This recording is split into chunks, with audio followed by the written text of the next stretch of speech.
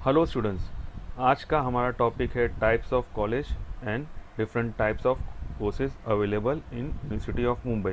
मुझे काफ़ी स्टूडेंट्स का कॉल आया रिगार्डिंग सर हमारे को समझ में नहीं आ रहा है, वेबसाइट में ऑटोनोमस दिया हुआ है, रेगुलर दिया हुआ है और कोर्सेज का भी कुछ समझ में नहीं आ रहा है, तो आप प्लीज़ कुछ गाइड करिए। तो मैंने सोचा कि मैं एक वीडियो ही बना के अपलोड कर देता हूँ कि बच्चों को सबको समझ में आवे। तो let's begin with the video. सबसे पहले टाइप्स ऑफ कॉलेज। हमारे यहाँ पर 3 टाइप्स ऑफ कॉलेज है, एक ऑटोनोमस कॉलेज, रेगुलर कॉलेज और IDOL. IDOL is known as institution of distance and open learning. तो हम एक एक करके समझते हैं कि ये कॉलेज का क्या मतलब होता है और इनका क्या क्या फीचर्स है। सबसे पहला autonomous college. Autonomous college is a college which is affiliated and recognized by the government body and the university, but इनका एक अलग ही करिकुलम रहता है, इनका एक अलग ही सिलेबस रहता है और इनका एक अलग ही एग्जामिनेशन पैटर्न रहता है और ग्रेडिंग सिस्टम रहता है। तो ये हमारे गवर्नमेंट बॉडी से और यूनिवर्सिटी से मैच नहीं होता है, इसमें थोड़ा बहुत डिफरेंस होता है। Which are autonomous colleges. दूसरी है regular colleges. Regular college is affiliated and recognized by the government body and have to follow the rule and regulation provided by the government body, और उनका करिकुलम, उनका syllabus उनको follow करना पड़ता है with the pattern, examination pattern and the grading system. Regular colleges में 2 types के colleges है, एक डे कॉलेज है और एक नाइट कॉलेज है। डे कॉलेज का टाइमिंग मॉर्निंग का रहता है और नाइट कॉलेज का टाइमिंग मोस्टली आफ्टरनून के बाद का रहता है। तो अगर आप कहीं पर कुछ काम कर रहे हैं पार्ट टाइम और आपको नाइट कॉलेज के लिए जाना है तो आप नाइट कॉलेज के लिए अप्लाई कर सकते हैं इन रेगुलर कॉलेजेस। आपको बस पता करना रहेगा कौन सी कॉलेज नाइट कॉलेज है। IDOL. IDOL is institute of distance and open learning. इसमें बेसिकली बच्चा एडुकेट होता है विदाउट अटेंडिंग द कोर्स और उनको कैंपस में जाने की ज़रूरत नहीं रहती है। मीन्स यहाँ पर attendance rare of the cases में होता है, वो आपको एग्ज़ाम देना रहता है, आपको खुद से ही पढ़ाई करना रहता है। इसमें आपका इंटरेक्शन विद द कैंपस ना के बराबर रहता है, विच इज़ आइडल। अभी हम कोर्सेज के बारे में समझे क्या क्या टाइप्स ऑफ कोर्सेज है। सबसे पहला कोर्स है हमारा बैफ, अकाउंटिंग एंड फाइनेंस।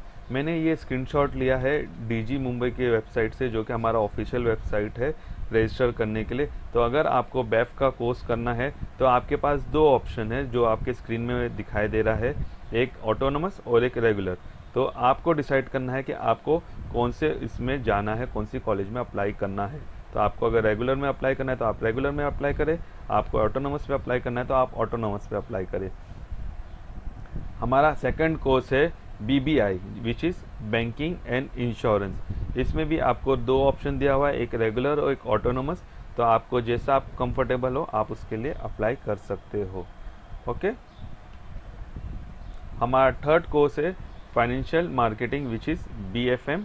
इसमें भी 2 ऑप्शन अवेलेबल है, एक ऑटोनोमस एंड एक रेगुलर। तो इट्स योर विश। हमारा थर्ड कोर्स है tourism and travel management BTM।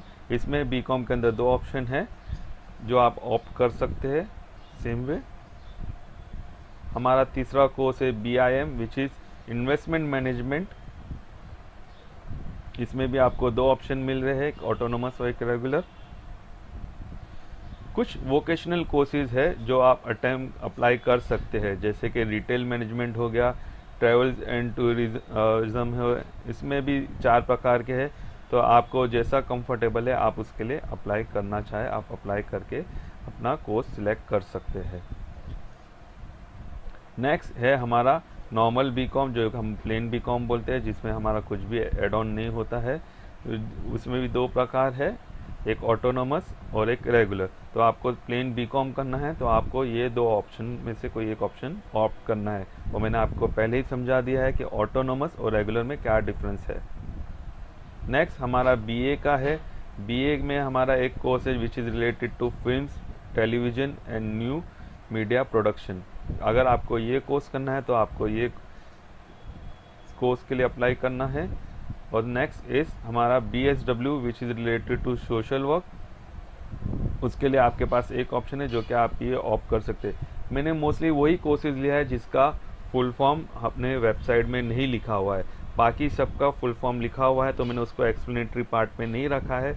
वो आप खुद ब खुद चेक कर सकते हैं। जैसे कि हमारा BMS हो गया, वो उसके वहाँ पर स्पेसिफाई किया है, मास मीडिया हो गया, वहाँ पर भी स्पेसिफाई किया गया है, और हमारा BSc के जितने भी कोर्सेज़ है उसके भी फुल फॉर्म और सब चीज़ लिखा गया है। जो एब्रीवेशन है जो बच्चों को डिफ़िकल्ट हो रहा है ढूंढने के लिए, वही कोर्सेज़ का मैंने ये वीडियो में मेंशन किया है कि बच्चों को समझ में आए कि कौन से फील्ड में क्या ऑप्शन आ रहा है। क्योंकि बच्चे बोल रहे हैं कि सर BAF का ऑप्शन नहीं दिख रहा है, सर मेरे को इन्वेस्टमेंट मैनेजमेंट करना है, पर मेरे को समझ में नहीं आ रहा है कि वो क्यों नहीं आ रहा। आई होप ये वीडियो आपको काम आएगी आपके एडमिशन प्रोसेस में। अगर आपको कोई और डाउट है या कोई क्वेश्चन है, आप मुझे कमेंट सेक्शन में लिख के पूछ सकते हैं। I will definitely try to answer that question.